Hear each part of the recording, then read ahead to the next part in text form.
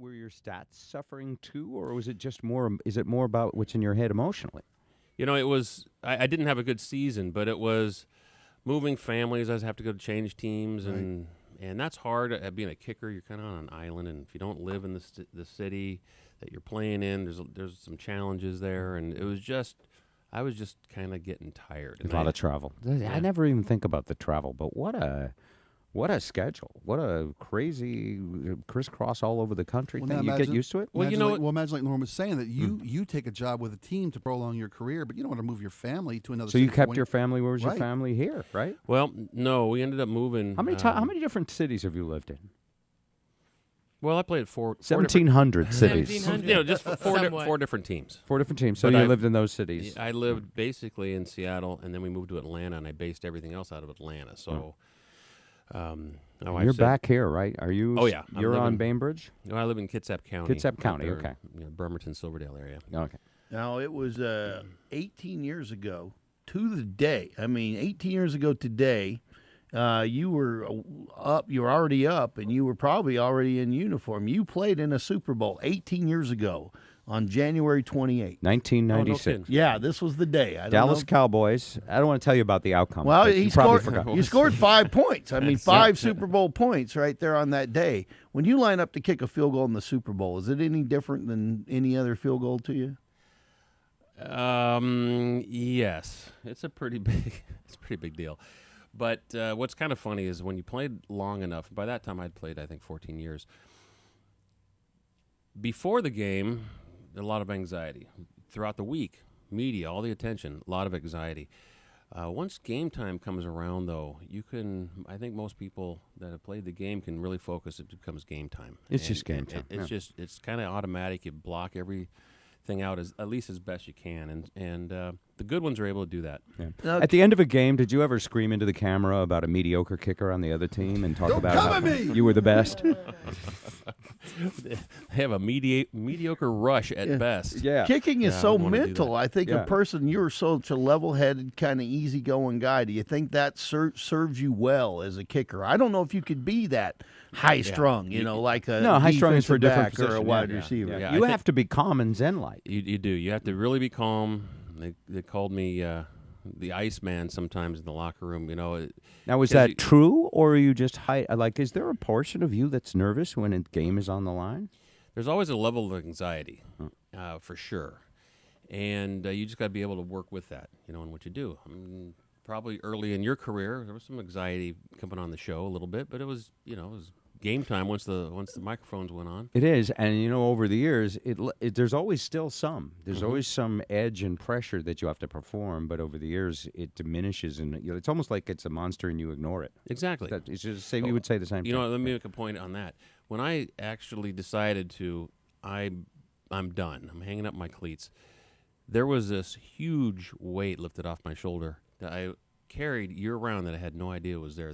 I was light on my feet, and I said, everybody feels like this that doesn't play football, because I knew I was done. And there's just a pressure. The media, everything is always just there. One of our text messengers has a really good question. It says, could you please ask Norm about what can be done about so many NFL players that go bankrupt right after retirement? When your day, you weren't making the money these guys are making now, yet you've been in real estate. You've done a number of things. You got the 12th man pale ale.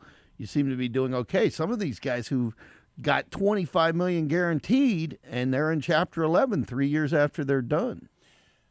Yeah, that is a tough one. It's a very tough one in the NFL, and a lot has to do with what kind of guidance they get during their NFL. A lot has to do with their upbringing. What were their roots, and what were their parents, teaching them? And I see so many guys, or I saw a lot of guys that would, come out of the projects, have a really tough background, make a lot of money, and you'd say, hey, here's their way out. But as soon as the season's over, they'd go back there and they'd be getting shot at and drug busts, and I never understood that. But a lot has to do with, where you came from, and they don't step out, and they don't seek a lot of good help. They they live the high life for a short period of time. Did you live the high life a little bit? Did you splurge here and there? I mean, I did did you very have a nice fancy car with a door that lifts up like a Lamborghini? Did you do any of You that? hit 88 miles an hour. It went to another time. Yeah. I did very little of that. I didn't have fancy cars.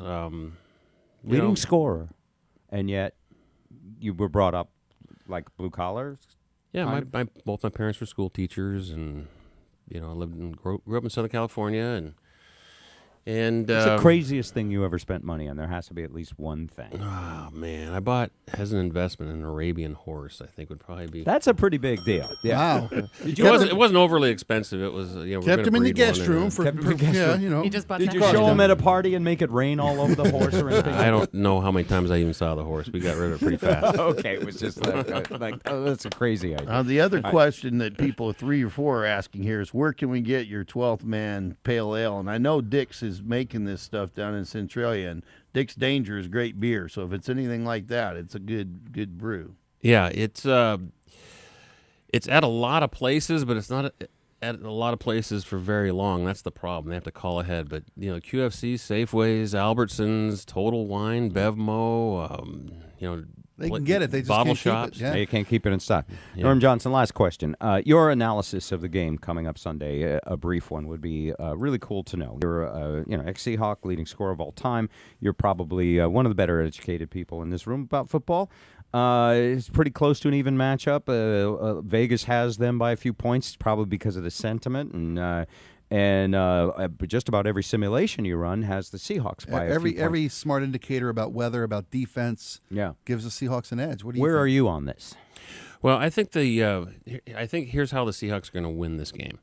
They're playing a defense that's not as good as some of the defenses they've played recently. So they're going to be able to sustain some drives. They got Percy Harvin in the mix, which is going to give those guys fits. He's going to account for a few, hopefully quite a few, first downs. And they're going to keep the ball out of Peyton's hands. We're going to sustain some long drives. If we go in there and have a bunch of 3-and-outs and keep handing it over to Peyton, we're in trouble. Okay. But I think we're going to be able to sustain drives, give Peyton 8 or 9 opportunities, but we're going to be able to score.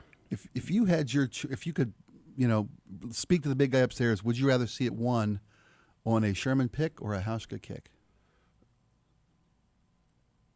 Probably a Sherman pick. That's because Hauschka will be 3 points closer to him. I knew he was going to say that. He's got a good You 5, gave 6 me, thank you for seasons that. to That go. was a really easy. That's a softball right there. Underhand to low ball comedy. All right, Norm Johnson, an honor as always. Great to have you here. We'll put a link up to the beer and check it out at bobrivers.com. 12 kids. One for each of the waiting. 12th man waiting to be sponsored. Yep. Go to bobrivers.com. Click on the World Vision link. Here's Jody with the last word. This morning is brought to you by Muckleshoot Casino.